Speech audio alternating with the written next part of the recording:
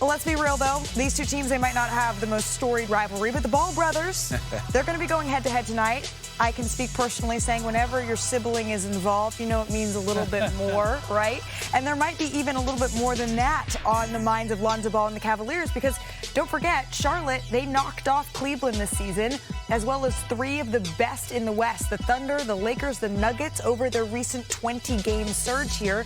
This is the Charlotte Hornets' one and only game on ESPN this year. And for those who maybe haven't been as locked in on Eric Collins, his phenomenal calls in the Charlotte Hornets this year, what do y'all think is something that they've been missing here?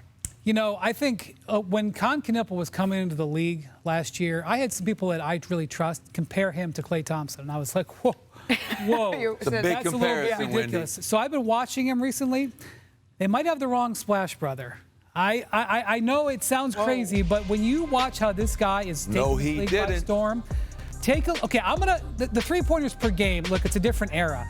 Look at the percentage, look at the age, and you know what, Coach? He's like Steph in that you can't catch him.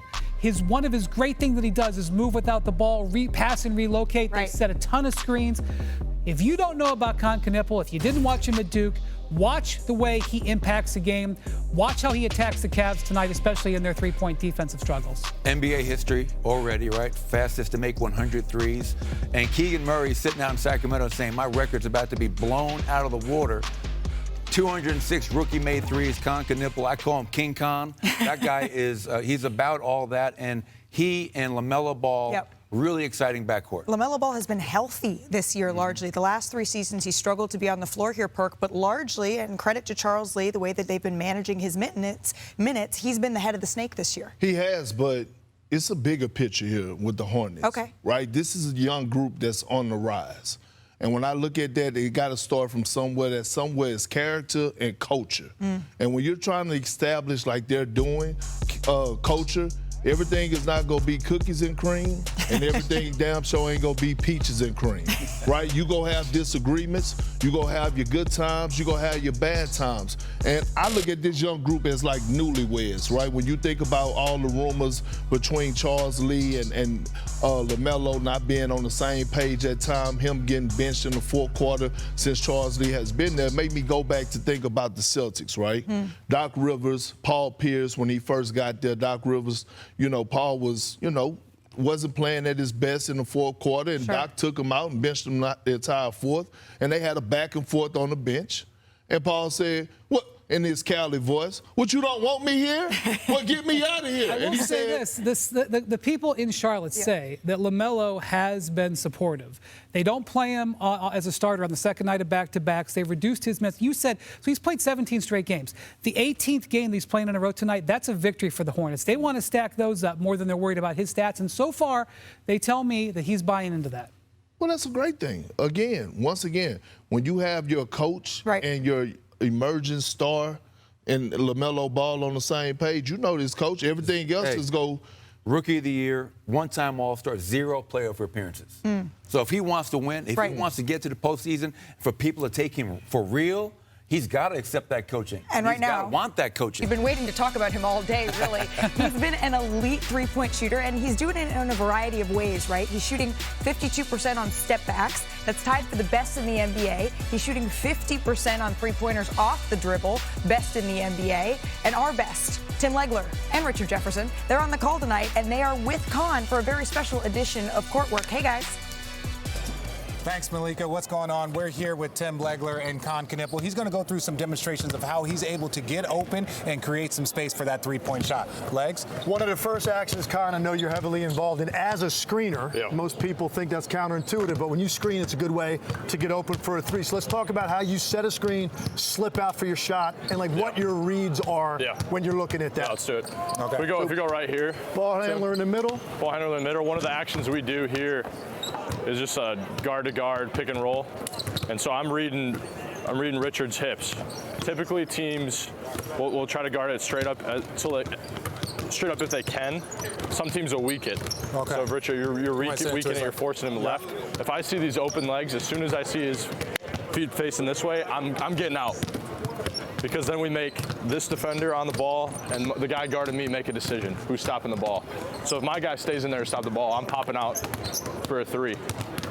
if he doesn't stop the ball, you're going downhill getting a layup because he's got his feet So open. in that exact action, talk to us about how you go from that position to where you now got to turn as you're moving to get those hips swiveled so you catch the ball facing the basket. Just talk about the mechanics of your footwork on that. I mean, I think most importantly is just getting your shoulders square to the basket. So when I'm coming out here, you get downhill, I'm slipping out. I do like a reverse pivot, get as much separation as I can to then get into my 1-2 left right into it. So you come back off the three-point line to step back into it for your rhythm. Yep, I get out here with the reverse pivot, get away, and come back right into it. Okay. The second action we know that you're involved a lot is when you're handling the basketball. I call it a pass and chase. There's different terminology for it, but when you've got a teammate here that some people are thinking is about to set a ball screen, but instead you hit, and then what is your read to then come for that dribble handoff when you're looking at your defender? Yeah, typically if we got teams that are icing it or forcing us towards the baseline, these get actions that we call them are important because then we can come back here and avoid the defense and your defender, the center. He's going over there on the ice to try to stop the ball. So then my read is just, get downhill if I can, or if I'm coming off free, get a shot. Are you trying to get as much separation from the screener as you can as you take this handoff? Like, are you going to cover 5, 6, 8 feet as you come off, as you get into your shot, because somebody's chasing you? Yeah, I mean, definitely, especially because your defender is probably going to be somewhere over here. He's going to be a little bit behind the play, so the more separation I can get from Richard here from the defender would be good. I'm just letting him know that if I was guarding him, he wouldn't get separation. 100%. That would be my only purpose. Well, it depends. Now he would, because you're in a suit and you don't play anymore. Yeah, and I wear Depends. That's probably half the problem. So, well, Malika, that's Kon Knueppel, Tim Blegler, Richard Jefferson. Depends. Richard, thanks for sharing. Perk, though, you were taking notes? You're damn right. Hey, Coach Malone, kick it to the corner. I always wanted to be LaMelo Ball. And I always wanted to be Steph Knueppel. Shoot it, Perk.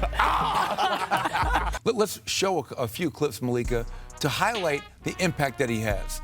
He is not just a scorer, he's a high-level playmaker. You can see here, spins off Zubats, freezes Kawhi, jumps in the air, and Kon Knueppel is not just a three-point shooter, had 2 dunks in this game, but LaMelo Ball makes all of his teammates better. A great example of that. And this next clip, this to me is just a great way to summarize who LaMelo Ball is. Flash, has a handle, can get anywhere he wants. And look at that step back, Perk. 11.5 feet of separation gained on DeAndre Ayton. Loves the step back 3.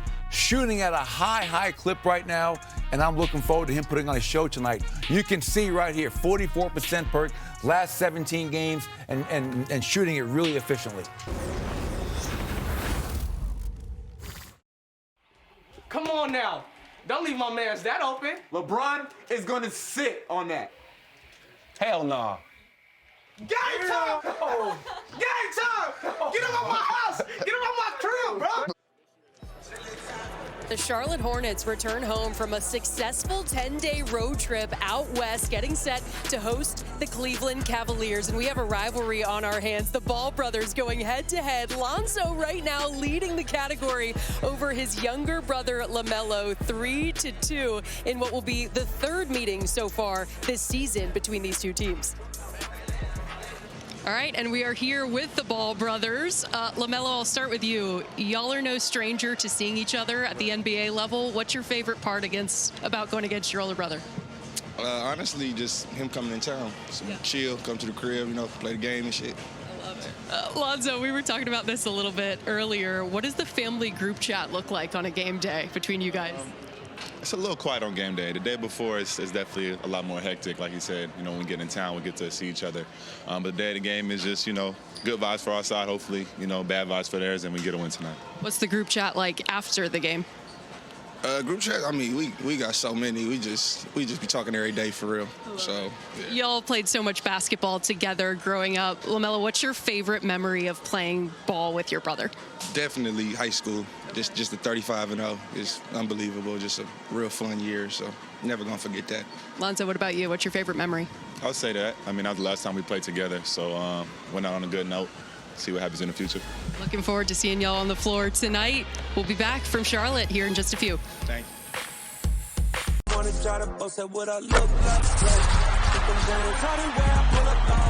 you. to the top.